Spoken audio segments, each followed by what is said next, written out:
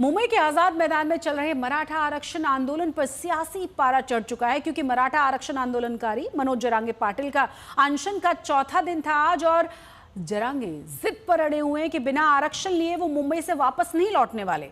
सड़कों पर हजारों आंदोलनकारियों की वजह से मुंबई की रफ्तार थम चुकी है। इस पर बॉम्बे हाईकोर्ट ने सख्त रुख अपनाते हुए आंदोलन को गैरकानूनी करार दिया है। चेतावनी दी है कि कल दोपहर तक प्रदर्शनकारी हर हालत में मुंबई की सड़कों को खाली कर दें। इधर सरकार भी समाधान निकालने के लिए मीटिंग पर मीटिंग कर रही है।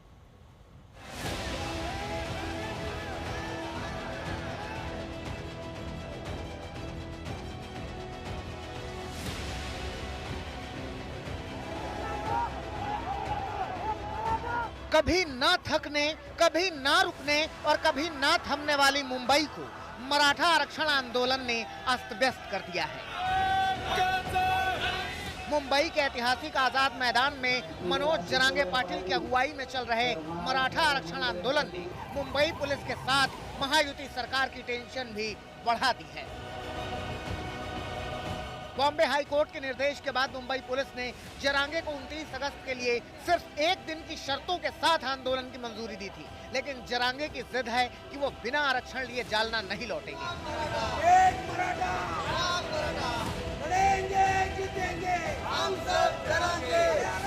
मुंबई की सड़कों पर जगह जगह मराठा आंदोलनकारी दिख रहे हैं। बाजार में, मरीन ड्राइव पर, सड़कों पर, बीएमसी के पार्कों में हर जगह भगवा रंग की पट्टी डाले मराठा आरक्षण समर्थक सरकार के खिलाफ आवाज बुलंद कर रहे हैं। मनोज जरांगे मुंबई के आजाद मैदान से हटने को तैयार नहीं है। उनका अनशन लगातार चौथे दिन भी जारी रहा।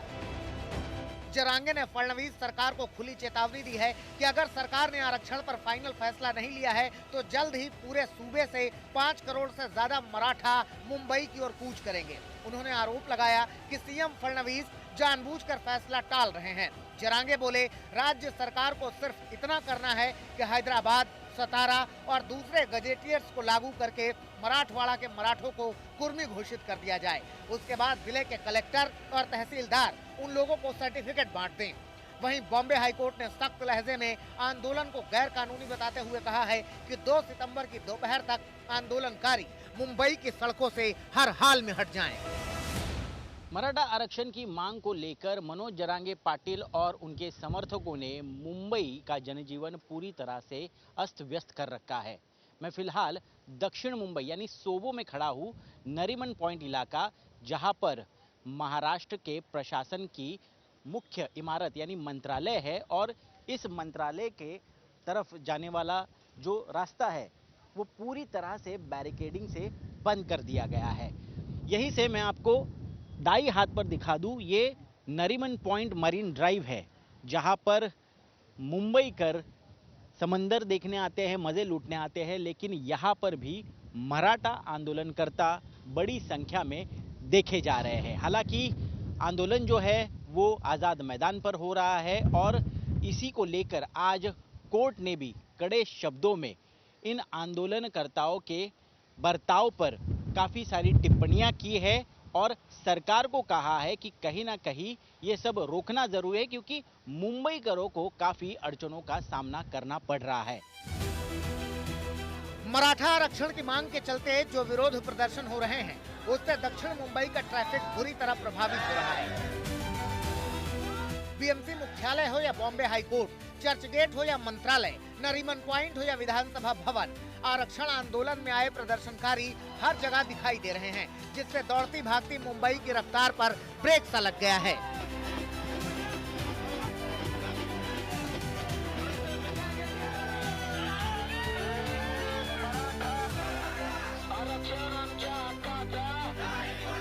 इधर मुख्यमंत्री देवेंद्र फडणवीस ने दोनों डिप्टी सीएम एकनाथ शिंदे और अजीत पवार के साथ आरक्षण आंदोलन का समाधान निकालने के लिए काफी देर तक मंथन किया। न्यायालय ने जो निष्कर्ष उसमें जो फाइंडिंग्स दिए हैं, मैं समझता हूँ कि बहुत महत्वपूर्ण और गंभीर भी हैं। सरकार के ऊपर जो जिम्मेदारी माननीय उच्च न्यायालय ने जो सौंपी है कि उस मुताबिक आंदोलन के लिए जो नियमावली दी है, जो चलते जो आंदोलन के लिए परमिशन दी है, अगर उसका पालन नहीं हो रहा है तो सरकार ने उसके ऊपर कार्रवाई करने की आवश्यकता है। इससे जो न्यायालय ने कहा है, तो मैं समझता हूँ अभी तक तो सरकार ने काफ़ी संयम रखा है। किसी भी तरह की पुलिस की या किसी तरह की कोई आंदोलक का जो काम जो कर रहे हैं, तो उसके ऊपर कोई पाबंदी डाली नहीं है। लेकिन अभी हाईकोर्ट ने अगर कहा होगा तो इसके ऊपर विचार करना पड़ेगा। मनोज जरांगे पाटिल ओबीसी कैटेगरी में आरक्षण की मांग कर रहे हैं, इसीलिए ओबीसी नेता जरांगे की मांग को नाजायज बता रहे हैं। ये जरांगे पाटिल की जो मांग है, ये मांग एज पर लॉ नहीं है, एज पर कॉन्स्टिट्यूशन नहीं है। अगर इस महाराष्ट्र का जो पिछड़ा वर्ग है, उस जिसके साथ सैकड़ों सालों से सोशल डिस्क्रिमिनेशन हुआ है, उसके रिप्रेजेंटेशन के लिए ये रिजर्वेशन है। ये कॉन्स्टिट्यूशन का मेन अर्थ है। और ये लोग हम गरीब हुए हैं, इसीलिए हमें ओबीसी रिजर्वेशन चाहिए। ये ऐसी अनाठाई मांग कर रहे, ये बेकायदा है। और ओबीसी रिजर्वेशन ये उनके प्रतिनिधित्व के लिए दिया है। मंडल आयोग इंप्लीमेंट होने के बाद लोकल बॉडीज में, पंचायत राज में आधा परसेंटेज ये जो ओबीसीओ है, पिछड़ा वर्ग है, घुमंतु नॉन घुमंतु है, इनके अधिकार के लिए ये रिजर्वेशन मिला है।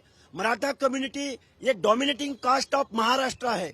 मराठा कम्युनिटी ये शासक वर्ग है। अगर ये ओबीसीओ के आरक्षण में आएगा, ओबीसीओ के दायरे में आएगा, तो ओबीसी का रिजर्वेशन खत्म हो जाएगा। अब महाराष्ट्र सरकार मराठा आरक्षण आंदोलन से संबंधित मांगों को पूरा करने के लिए सभी विकल्पों पर विचार कर रही है, लेकिन इसमें कोई दो राय नहीं है कि आरक्षण आंदोलन की टाइमिंग ने गणपति महोत्सव के जश्न में खलल जरूर डाल दिया है। साथ ही जरांगे ने बीएमसी चुनाव से पहले महायुति सरकार का तनाव बढ़ा दिया है। अब सरकार बैठकों के बाद बैठक ले रही है और इस बैठक द्वारा मराठा आरक्षण में किस तरह से हल निकाला जाए, इस पर सोच विचार कर एक नया जीआर लाने की कोशिश में नजर आ रही है। और एक बार मनोज जरांगे पाटिल से बात करके उस जीआर को पब्लिश किया जाएगा और मनोज जरांगे पाटिल अपना जो आंदोलन है वो वापस ले, ये मनाने की कोशिश सरकार करते दिखाई देगी। लेकिन जो मुंबई, जिसे देश की आर्थिक राजधानी कहा जाता है, जो कभी सोती नहीं है ऐसा कहा जाता है, उस मुंबई के हाल अगर आप देखें तो इस तरह से अहम रास्तों पर, अहम इलाकों पर पूरी तरह से बैरिकेडिंग कर यहाँ पर जनजीवन जो है वो मुंबई का पूरी तरह से अस्त व्यस्त होता नजर आ रहा है। कैमरा पर्सन मंदार चौहान के साथ मैं ऋत्विक भालेकर, मुंबई आज तक।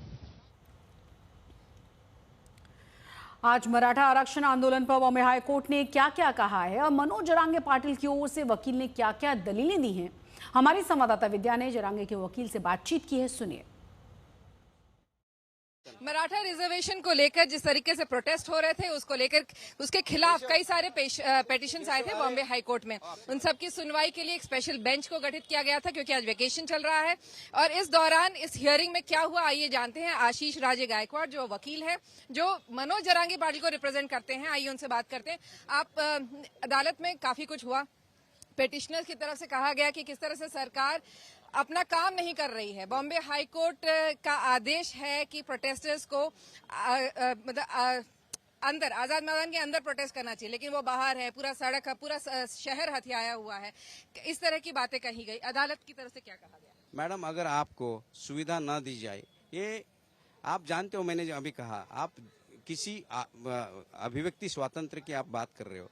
अगर आप आंदोलनकारियों को आरोपी की तरह देख रहे हो और पूरे 2-4 दिन कोई सुविधा नहीं, ये सरकार की जिम्मेदारी है। सरकार को 4-5 महीने पहले दादा ने बोला है। दादा ने अगर उनका आंदोलन आने से पहले अगर उनकी जो मांग थी वो स्वीकार कर लेते थे, ये इस नौबत सरकार को या ऐसे जो गिने चुने लोग ये सब करना चाहते हैं उनको नहीं मिलती। अच्छा, अदालत में आप लोग के सरकार की तरफ से कहा गया था कि कोई परमिशन ही नहीं दी गई है। आप लोग कह रहे हैं कि परमिशन मिली है। सिर्फ अगस्त 29 के आगे कोई परमिशन दी ही नहीं गई है आप लोग को। मैडम ऐसा है कि परमिशन दी नहीं है, दी है, ये सब बात मैं कल रखूंगा। आपको सभी अर्जी दिखाऊंगा। उसका अर्थ क्या होता है, अगर ये दिन एक दिन की है, दूसरे दिन अगर 10 बजे तक आप उस पर खाली बैठे रहोगे और ये कहोगे नोटिस देके कि ये नमूने में नहीं है, तो ये गलत बात है। आप एक चीज दो तराजू में नहीं दे सकते। आप ये कह रहे हो कि 9:30 से 5:30, ये कौन सा टाइम है? ये ऑफिस टाइम नहीं है। हॉस्पिटल में पेशेंट एक हॉस्पिटल में लगाएगा और वहां से उठ के दूसरे हॉस्पिटल में जाएगा, ये आप मांग ये इससे ये रूल से। लेकिन रूल्स में तो आमरण अनशन भी नहीं है ना, तो वो तो आप लोग कर ये रहे हैं। तुगलकी रूल है, ये तुगलकी रूल है। ये नहीं हो सरकार सकता है। तुगलकी रूल दे रही है। तो वही तो मैं वही बोल रहा हूँ। आपका घर का कोई पेशेंट है, अगर वो जीटी हॉस्पिटल में, आप बोलेंगे 5:30 के बाद आपको जे जाना होगा, कौन सा डॉक्टर अलाउ करेगा जो एडमिटेड पेशेंट सलाइन लेके आएगा? नहीं हो सकता है मैडम। तो आप प्रोटेस्ट अलग जगह पे नहीं ले जाएंगे? कैसा ये हो ही नहीं सकता। हमारी मांग निरंतर की है। ऐसा ही अर्जी हमने 27 को दी है, ऐसी अर्जी हमने 28 को दी है, 29 को दी है, 30 को भी दी है। ये सरकार सामने सरकार ये ला रही है कि वो नमूने में नहीं है, वो फॉर्मेट में नहीं है, फॉर्म में नहीं है। इसका मतलब ये नहीं हमने अर्जी की है, उनको रिजेक्ट करने का अधिकार था, उन्होंने किया नहीं। इसका मतलब है हम लॉ के तहत बराबर है। रूल आखिरी सवाल आपसे पूछना चाह रही हूँ कि आदेश जो अदालत का अब है कि 12 बजे से पहले आप लोग को क्लियर करना है। नहीं, 4 बजे 12 बिफोर नून लिखा है अदालत ने अपने 3-4 बजे तक। तो क्या आप लोग निकलेंगे? वैसा हम उनको आदेश समझाएंगे। मनोज जरांगे टाइम तो पाटिल लगा, को कहाँ बताएंगे। लगाएंगे? तो उनको समझाने की कोशिश वो हाँ, वो अभी कैसे सिचुएशन में है, क्योंकि आप चौथा दिन है, वो बात अगर उनको कर सकते हैं, आदेश दे सकते हैं, क्योंकि चौथे दिन में आपकी मानसिक, शारीरिक और जो ये है उनकी स्थिति है, उसको समझना भी पड़ेगा पैरेलली। इतना इजी नहीं तो है। उनकी तबीयत ठीक नहीं है? ऐसा लग रहा था सुबह में मिला इसके लिए, तो सब ये जान के कल हम पक्ष रखेंगे। ठीक है। तो ये थे मनोज जरांगे पाटिल के वकील आशीष राजे गायकवाड़, जो बता रहे थे कि मनोज जरांगे पाटिल की तबीयत भी थोड़ी खराब हो गई है और साथ ही अब जो आदेश आया है अदालत का वो उन्हें समझाने की कोशिश करेंगे और उसके बाद आगे रुख तय करेंगे कि आखिर क्या करना है और कैसे प्रोटेस्टर्स को समझाया जा सकता है। कैमरामैन राजू रेवणकर के साथ विद्या, मुंबई आज तक। तो मनोज जरांगे पाटिल के वकील की बात आपने सुन ली। अब हम आपको दिखा देते हैं कि मराठा आरक्षण को लेकर फडणवीस सरकार के सामने चुनौतियां कौन कौन सी हैं। एक एक करके हम आपको दिखाने की कोशिश करते हैं कि मुश्किलें आखिर हैं क्या। देखिए जरा, कानूनी बाधा सबसे बड़ी है। सुप्रीम कोर्ट ने 2021 में आरक्षण रद्द कर दिया था। 50% की सीमा को पार करना असंवैधानिक है और ये सबसे बड़ी चुनौती है इस सरकार के सामने। अगर दूसरी चुनौती की हम बात करें तो संवैधानिक दायरा है, क्योंकि बिना केंद्र के सहयोग के और संवैधानिक संशोधन के आरक्षण लागू करना संभव नहीं है। मतलब इतना आसान नहीं है जिसकी डिमांड की जा रही है जरांगे पाटिल की तरफ से। ओबीसी का विरोध लंबे समय से आपने देखा होगा, क्योंकि मराठाओं को ओबीसी में जोड़ने से पहले ओबीसी का मौजूदा जो कोटा है वो घट जाएगा और इसीलिए इसका लगातार लंबे समय से कड़ा विरोध भी होता रहा है। एक और बड़ी चुनौती है सरकार के सामने। चौथी चुनौती की अगर हम बात करें तो सामाजिक दबाव है, क्योंकि मनोज जरांगे पाटिल जैसे आंदोलन सरकार पर लगातार दबाव बना रहे हैं और आपने देखा होगा इससे पहले भी बड़ा लंबा आंदोलन उनका चला था, समझा बुझाकर उन्हें वापस भेजा गया था। राजनीतिक जोखिम जो है, कोई भी कदम वोट बैंक संतुलन बिगाड़ सकता है और इसीलिए तमाम जो पॉलिटिकल पार्टीज हैं या सरकार है वो किसी भी तरह से बार बार इस तरह के आंदोलनों को संभालने की, साधने की कोशिश करते हुए नजर आते हैं। तो एक तरफ मराठा आंदोलनकारी मनोज जरांगे पाटिल ओबीसी के तहत आरक्षण की मांग कर रहे हैं, वहीं दूसरी तरफ ओबीसी समुदाय जरांगे की मांग से नाराज भी बताया जा रहा है। एनसीपी मंत्री और वरिष्ठ ओबीसी नेता छगन भुजबल ने कहा है कि आरक्षण देना मुख्यमंत्री के अधिकार क्षेत्र में नहीं है, केवल आयोग ही निर्धारित प्रक्रियाओं का पालन करते हुए नई जातियों को जोड़ सकता है। सुप्रीम कोर्ट के जो निर्णय है उनको देखा जाए, मंडल कमीशन को देखा जाए, कालेलकर कमीशन को देखा जाए। वो दो कमीशन जो निकले, मंडल और उन्होंने भी नकारा है कि ये जो रूलिंग कम्युनिटी है, मराठा कम्युनिटी, वो बैकवर्ड नहीं है। यही सुप्रीम कोर्ट ने कहा। यही 4 यहाँ जो आयोग बने उनका भी जजमेंट यही आया। एक साथ सारे मराठवाड़ा, सारे पश्चिम महाराष्ट्र, करोड़ों लोगों को कुंभी बनाया जाए, ओबीसी बनाया जाए, वो हम नहीं होने देंगे। हमने आज मुख्यमंत्री से भी मुलाकात की, उप मुख्यमंत्री, उनसे भी दरख्वास्त की कि ये नहीं होना चाहिए, हमारे ऊपर अन्याय न होगा। आप और किसको क्या देते हैं, हम इसके बीच में नहीं आना चाहते हैं। हमारे इसमें जो गैर कानूनी ढंग से जो है कोई अंदर नहीं आना चाहिए। ऐसे भी हम 250 से जब महाराष्ट्र में इम्प्लीमेंटेशन हुआ तब, अब 374 है। इसका मतलब इतने सारे लोगों को हमने लिया ना, मगर वो वाजबी था, कानूनी था। वो उसकी छानबीन करके फिर जब कहा गया आयोग ने कि इनको लेना चाहिए, हमने लिया। और अगर कोई अन्याय गलती से भी हुआ तो फिर हम सब लोग एक होकर हम भी, जैसे वो आ सकते हैं हम भी आ सकते हैं, हम भी बड़े शांति के साथ रहेंगे। सब कानून नियमों का हम भी